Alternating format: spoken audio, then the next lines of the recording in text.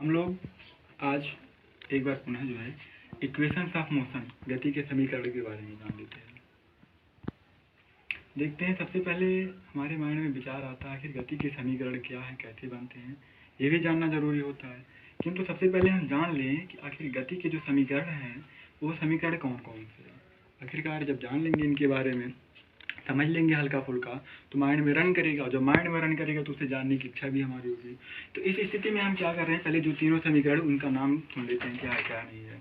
यहाँ पहला समीकरण है v बराबर small u plus small a t, ठीक। सेकंड समीकरण है s बराबर u t plus half a t square. And third समीकरण है हमारा v square is equal to u square plus 2s होता है। किंतु इसमें अब हमको कुछ डाउट भी हो सकता है, ये v क्या है, u क्या है, a क्या है, t क्या है और s क्या है, कैसे कैसे हम पता करेंगे।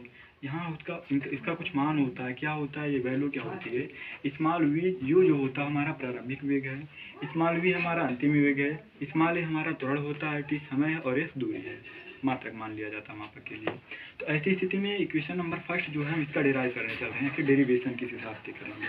इक्वेशन नंबर फर्स्ट का करेंगे, फिर इक्वेशन नंबर सेकंड का करेंगे, at last equation number third का करेंगे। फिर उसके बाद इसकी जो बेसिक चीज़ से लेकर के इससे हाईएस्ट तक की जो चीज़ होगी उसके बारे में हम जानने का प्रयास करेंगे। तो देखते हैं क्वेश्चन नंबर फर्स्ट का जो प्रथम समीकरण है किस हिसाब से बना। माना गया यदि किसी वस्तु का प्रारंभिक वेग स्मॉल u और t सेकंड तक स्मॉल a त्वरण से त्वरित होती है, ठीक है, लेकिन उसके अंतिम वेग मतलब त्वरित होने के बाद एक अंतिम वेग स्मॉल v हो जाता है, तब पिंड का त्वरण क्या होगा।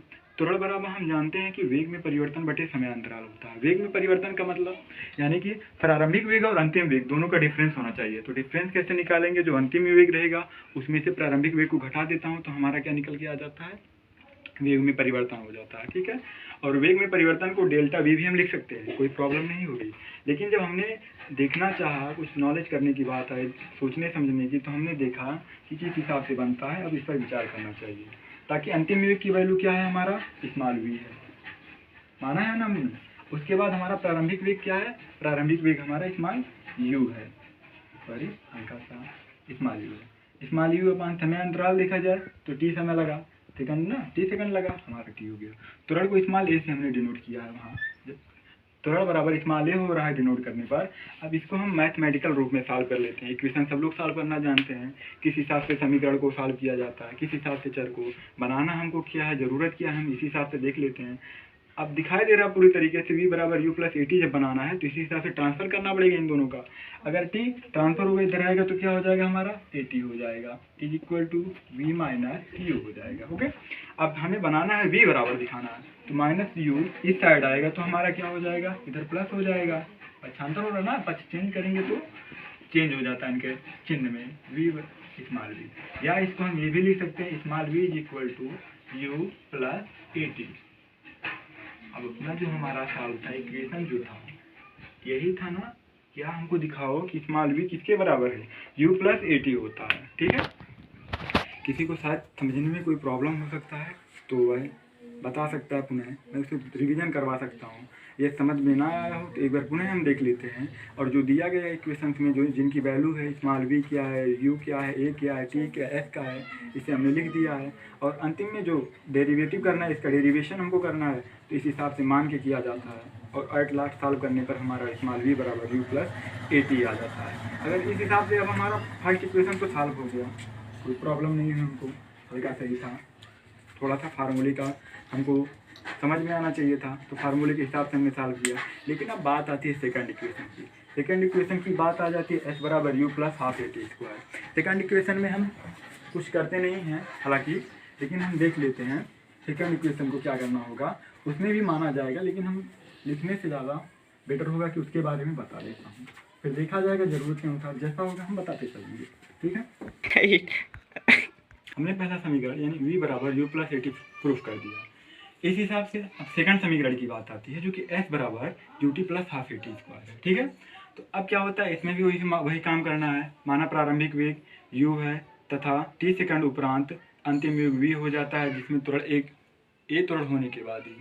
तो ऐसी स्थिति में क्या होता है, मान लेते इस समय अंतराल में तय गई दूरी स्मॉल s हो तो क्या होगा, त्वरण की परिभाषा से हम जानते हैं एक सेकंड में वेग में वृद्धि कितना होगा, स्मॉल a होगा।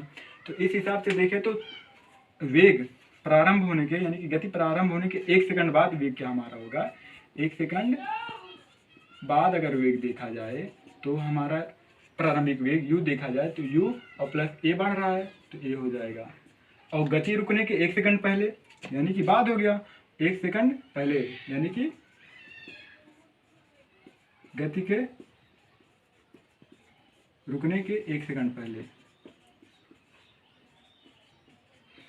पहले जो वेग होगा यानी कि क्या हो जाएगा, v माइनस a होगा ना, 1 सेकंड पहले की बात।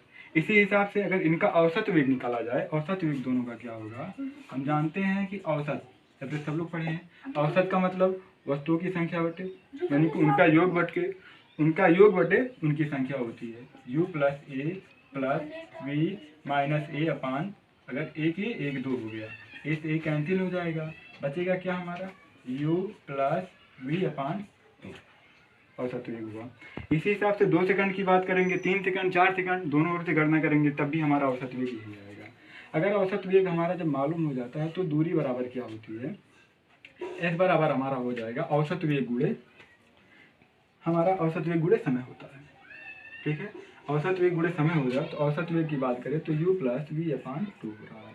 इसमें हम समय का अगर गुणा कर देते हैं तो टाइम हमारा t है। अब क्या होता है, हमने जाना है एक चीज़ हम जानते हैं क्या कि v बराबर हमने फर्स्ट इक्वेशन से सॉल्व किया था u plus a T, value रख देते पुट अप कर देते हैं, हमारा वैल्यू क्या है u के पदे में u plus a t upon 2 है एंड इंटू टी है, टी का मल्टीपल कर लेते हैं u t plus v t और plus a t square by 2 s के पदों में। सीधे क्या करना है, एस बराबर u t plus half a t square, हमने कहा इधर से कॉमन लेते हैं, कॉमन लेने की काम कर लेते हैं। देखते हैं अगर लिखना चाहें इसमें से हम टी कॉमन ले लेते हैं तो you t plus half a t square करना है हमको। अगर U T upon half a t square करना है तो अब यहाँ से हमको हटाना पड़ेगा, सॉरी ये हमारा यू है ना, कैंसिल कर वीडियो को।